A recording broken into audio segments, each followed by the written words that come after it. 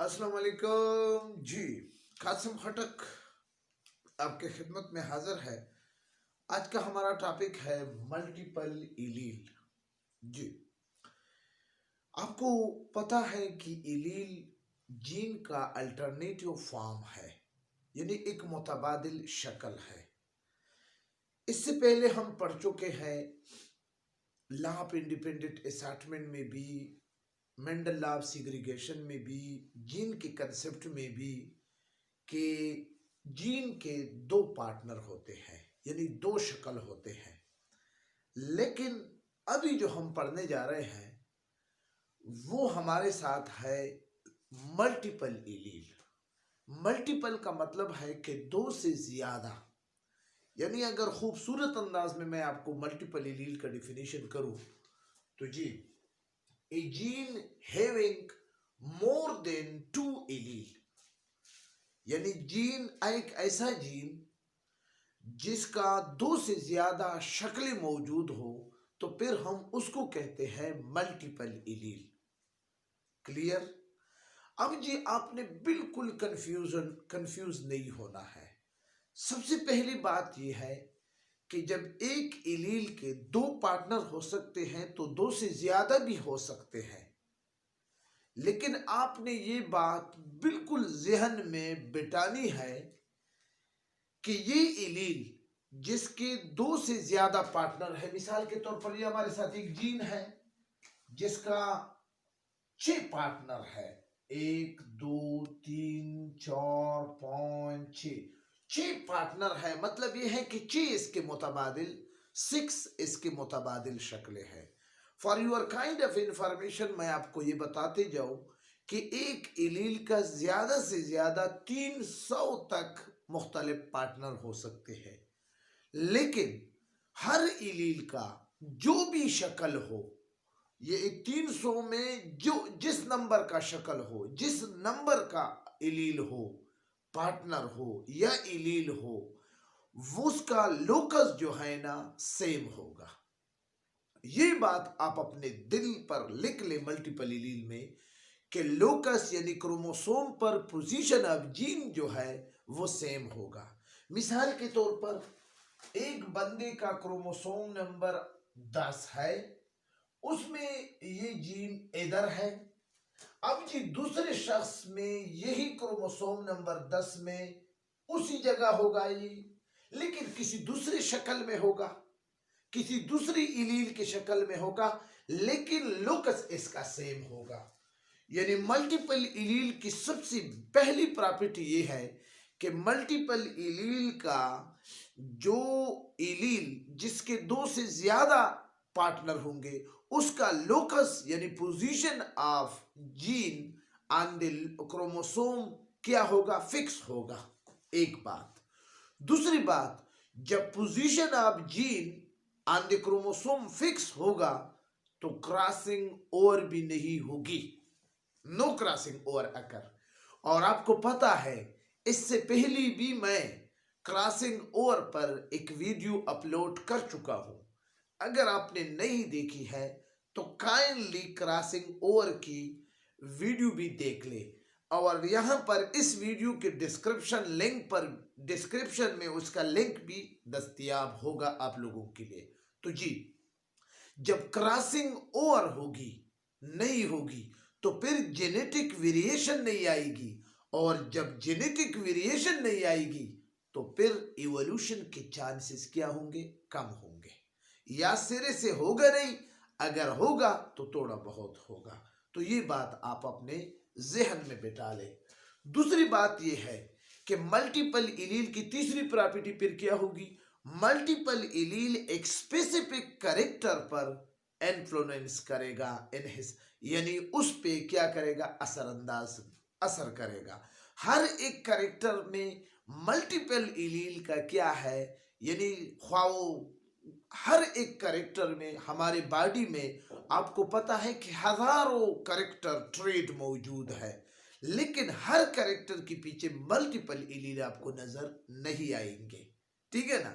चौथी बात, मल्टीपल इलील आपके जहन में आएगा कि सर ये क्यों होता है, तो आपके लिए खूबसूरत क्वेश्चन ये है, ये कमेंट्स में भी लिख ले कि causes of multiple allele is mutation.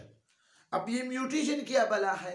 Any sudden heritable changes occur in the structure of chromosome, तो उस अचानक हेरिटेबल यानी ऐसे चेंजेस जो कि अचानक पेरेंट से ऑफस्प्रिंग में ट्रांसफर हो जाए, एक्स से वजह से भी ये म्यूटेशन हो सकती है, या इसके बहुत सारे वजूहात है, वो इंशाल्लाह मैं फिर म्यूटेशन में आपके लिए लाऊंगा। तो बहरहाल मल्टीपल इलील की वजह क्या है? क्या है? क्या है? म्यूटेशन। ठीक है। पांचवी प्रॉपर्टी मल्टीपल इलील की ये होगी कि मल्टीपल इलील में जो भी इलील होगा वो पेयर टाइप ऑफ डोमिनेंट होगा। कभी भी मल्टीपल इलील में जो इलील होगा, जो पार्टनर होगा, वो रिसेसिव नहीं हो सकता। एक बात, अगर बिलफर्ज तकदीर उसमें कोई चेंजेस भी आ जाए तो उसका इफेक्ट इंटरमीडिएट होगा, रिसेसिव फिर भी नहीं हो सकता। तो ये आपके जहन में ये 5 प्रॉपर्टी मल्टीपल इलील के हवाले से होना चाहिए। अब जी मैं आगे जा रहा हूं। मल्टीपल इलील का बेस्ट एग्जाम्पल हमारे साथ है ब्लड ग्रुप। और आपको पता है कि ब्लड ग्रुप क्या है? ABO blood group is the best example of multiple इलील।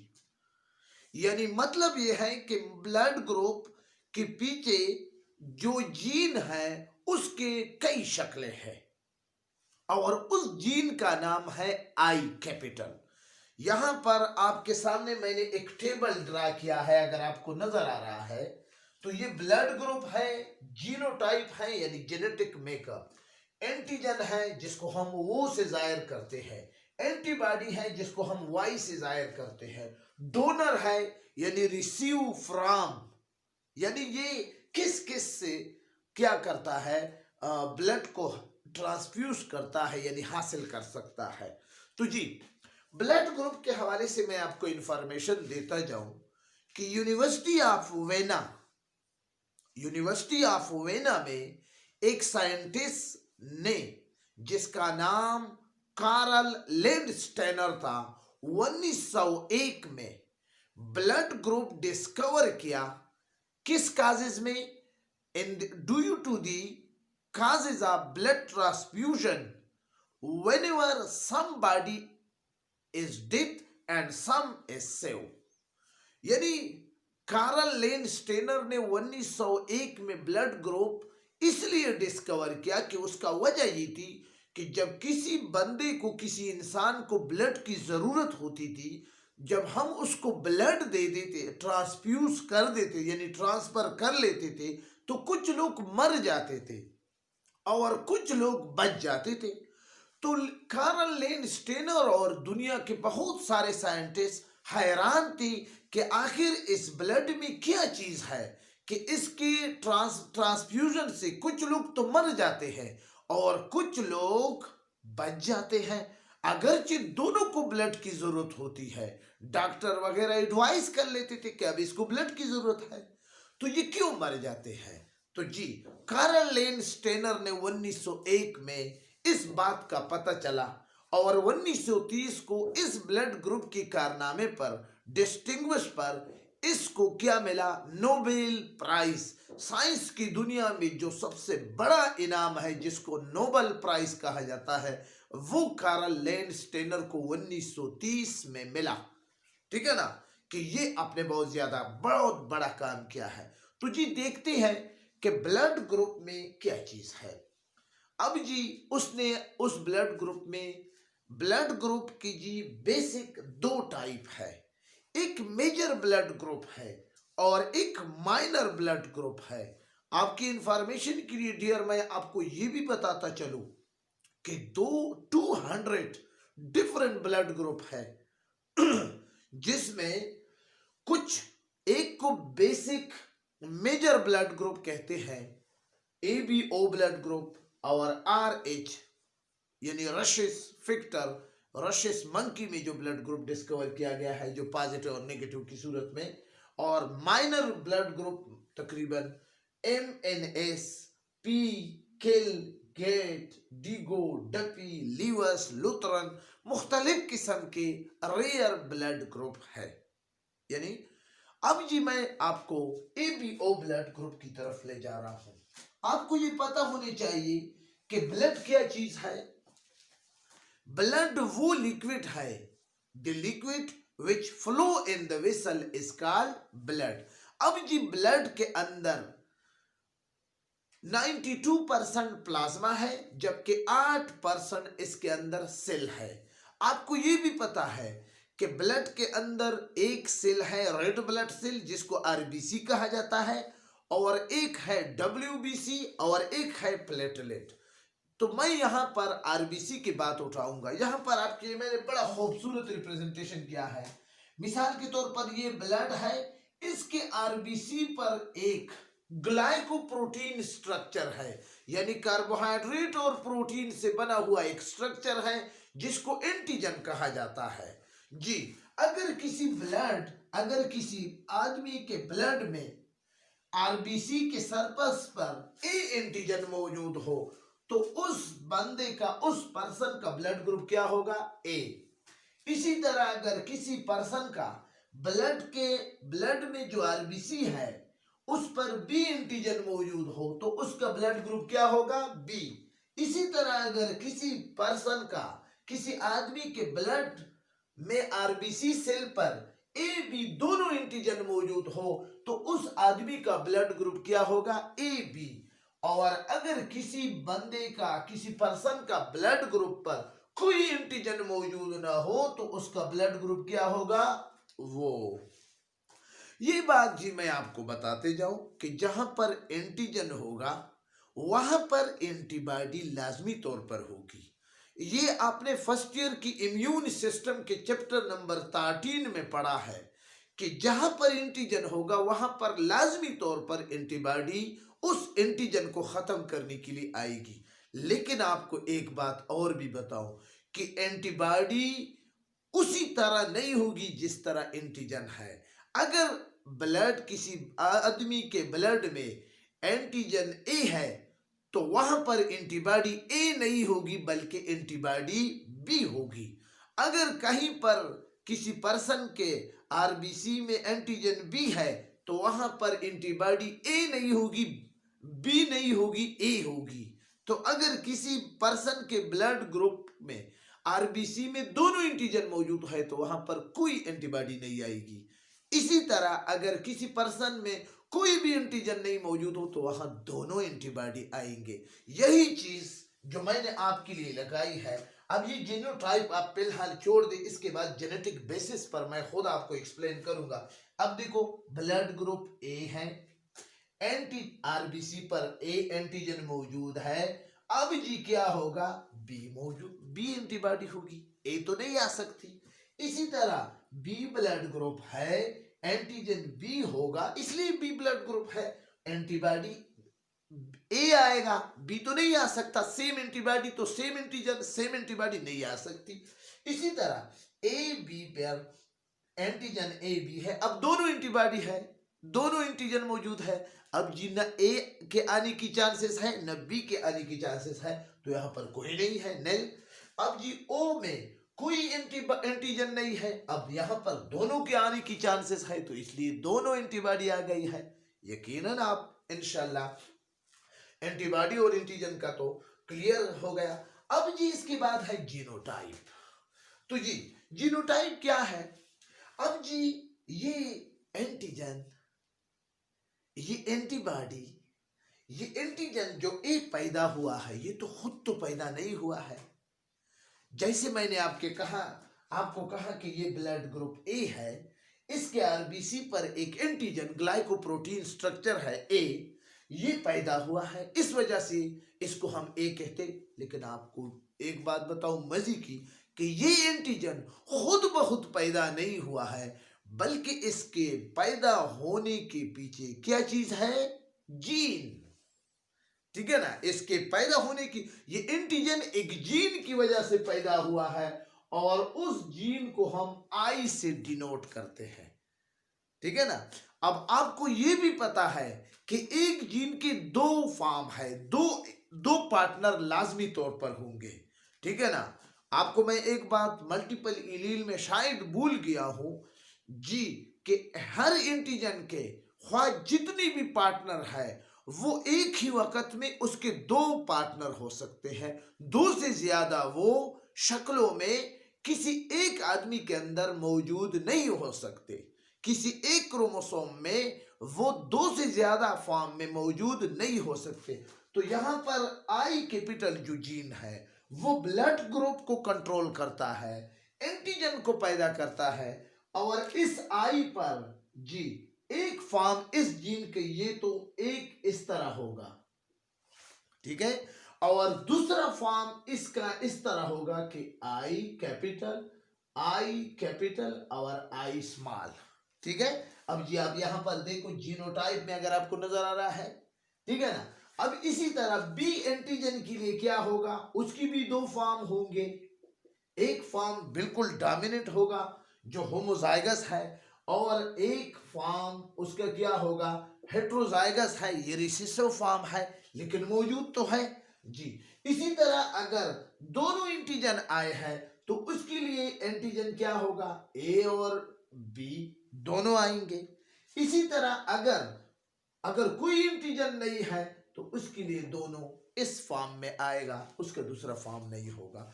तो यकीनन ये जीनोटाइप है। आप इसको अब इस टेबल से स्क्रीनशॉट ले ले। अब इसके बाद क्या है, डोनर। ये सारे खाने तो आपको क्लियर हो गए ना। डोनर रिसीव फ्रॉम यानी ब्लड ट्रांसफ्यूजन, एक आदमी से दूसरे आदमी में हम किस तरह ब्लड ट्रांसफ्यूजन करते हैं।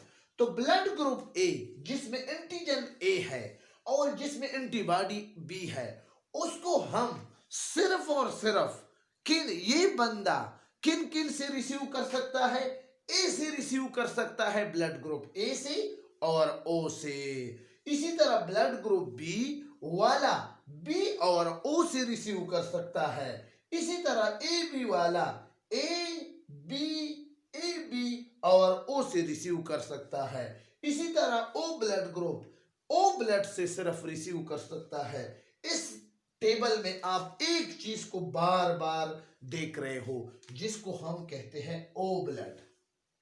ये ओ ब्लड क्या है, ये यूनिवर्सल डोनर है, यूनिवर्सल डोनर है। यानी मतलब क्या है कि ये ओ ब्लड ग्रुप हर किसी से ब्लड रिसीव कर सकता है, ठीक है ना।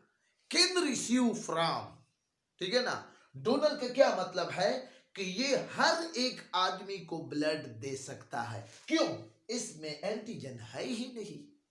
जब एंटीजन और एंटीबॉडी का झगड़ा नहीं होगा तो फिर तो आप हर एक को दे सकते हो। तो ओ ब्लड ग्रुप हमारे साथ क्या है, यूनिवर्सल डोनर, जबकि ए बी ब्लड ग्रुप हमारे साथ है यूनिवर्सल रिसिपेंट। ये पॉइंट भी आप अपने साथ याद रखिए।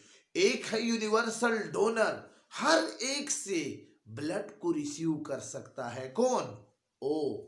आप देख रहे हो ओ यहां भी मौजूद, यहां भी मौजूद, यहां पर तो सिर्फ ओ मौजूद है। तो ये क्या है, यूनिवर्सल डोनर। और एक है यूनिवर्सल रिसिपेंट जी, वो क्या है हमारे साथ, वो ए बी ब्लड ग्रुप है जो कि हर एक से रिसीव कर सकता है। अब जी डियर स्टूडेंट, आपके जहन में आता है कि सर ये एक पॉजिटिव और नेगेटिव का क्या लॉजिक है कि बाज लोग कहते हैं कि मेरा ए पॉजिटिव ब्लड ग्रुप है, कोई कहता है मेरा बी पॉजिटिव ब्लड ग्रुप है, कोई कहता है कि मेरा ए बी पॉजिटिव है, कोई कहता है कि मेरा ओ पॉजिटिव है। इसका क्या लॉजिक है। तो जी dear student, A B, A positive, A negative, B positive, B negative, A B positive, A B negative, O positive, O negative. इसका लॉजिक ये है कि अगर किसी पर्सन के ब्लड पर, यहां पर अगर मैं आपको समझाऊं तो जी इसके साथ हमारा RH फैक्टर क्या है, इन्वॉल्व है। इसमें RH फैक्टर के बहुत ज्यादा एंटीजन है, बहुत ज्यादा। तकरीबन 50 तक एंटीजन RH के मौजूद है, लेकिन उसमें जो बहुत बड़ा एंटीजन है उसको हम कहते हैं एंटीजन D।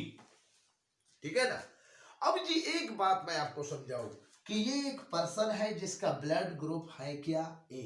अगर इस A एंटीजन के साथ D भी मौजूद है तो इस पर्सन का अब क्या है, ब्लड A पॉजिटिव। ठीक है ना। अब इसी तरह इस पर्सन का ब्लड B है और B एंटीजन मौजूद है, D भी मौजूद है, तो ये B पॉजिटिव। इसी तरह अगर यहां पर D मौजूद है तो AB पॉजिटिव। इसी तरह अगर यहां पर एंटीजन तो मौजूद नहीं है लेकिन D मौजूद है तो O पॉजिटिव। अब जी रिवर्स, अगर D मौजूद नहीं है तो A नेगेटिव, अगर जी D मौजूद नहीं है तो B नेगेटिव, अगर D एंटीजन मौजूद नहीं है तो A भी नेगेटिव, अगर D मौजूद नहीं है तो O नेगेटिव। यकीनन आपको मेरी ये वीडियो बहुत ही अच्छी लगी होगी। मैंने अपनी तरफ से बहुत ज़्यादा कोशिश की कि आपको सिंपल लैंग्वेज में ये वीडियो डिलीवर करूं। जेनेटिक बेसिस भी मैंने आपको बताए, ब्लड ग्रुप के टेबल भी मैंने आपको बताए, मल्टीपल एलील के प्रॉपर्टी और मल्टीपल एलील का डिफिनीशन भी समझा दिया, और ये भी बता दिया कि ब्लड ग्रुप क्यों डिस्कवर हुआ था, और ये भी बता दिया कि पॉजिटिव और नेगेटिव का क्या फलसफा है, ये भी बता दिया कि मल्टीपल एलील क्यों होता है। तो ये सब कुछ मैंने आपको इस छोटी सी वीडियो में 15-20 मिनट की वीडियो में आपके लिए महफूज किया है। उम्मीद करता हूं कि आपको मेरी ये वीडियो बहुत ही इंफॉर्मेटिव लगी होगी, बहुत ही अच्छी लगी होगी। इजाज़त चाहता हूँ, हाजिर हूँगा नेक्स्ट टॉपिक के साथ। खुदा हाफिज़। Thank you for watching my video.